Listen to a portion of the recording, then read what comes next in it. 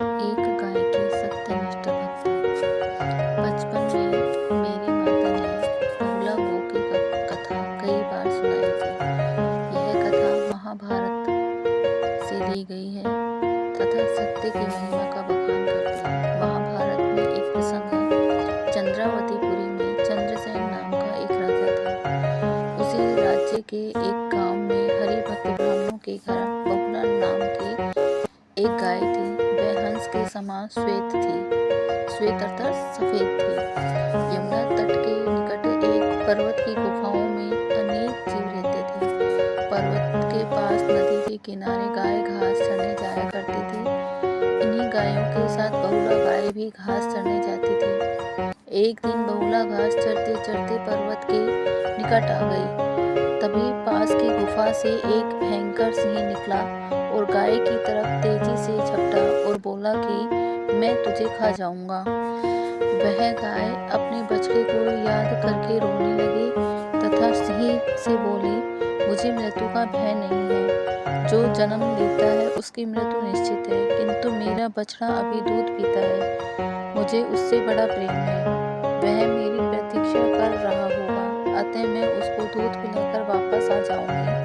तब तुम मुझे खा लेना। सिंह बोला, तू मुझे मूर्ख समझती है? इस तरह झूठ बोलकर मृत्यु से बचना चाहती है?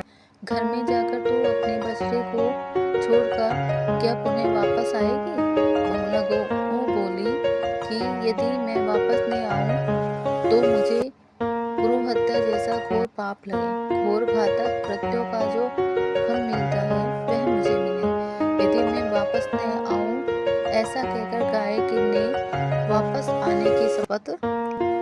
सिंह को गाय की बातों पर विश्वास हो गया और वह आश्वस्त हो गया कि वह वापस आएगी। सिंह की अनुमति पाकर गाय शीघ्रता से घर पर आ गई। उसे देखकर बछड़ा दौड़ता हुआ उसके पास आया।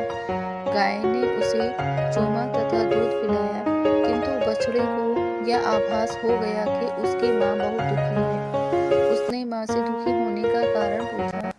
बड़े उदास मन से बहुला ने बताया कि उसे एक सिंह के पास वापस जाना है। ऐसा वचन देकर वह आई है, फिर सिंह उसको मार कर खा जाएगा। यह कहकर माँ बोली, बेटा आज ही भर कर देख लो, कल से हमारी भेंट नहीं होगी। इस पर बछड़ा बोला, माँ तुम्हारे बदले मैं सिंह के पास चला जाऊंगा।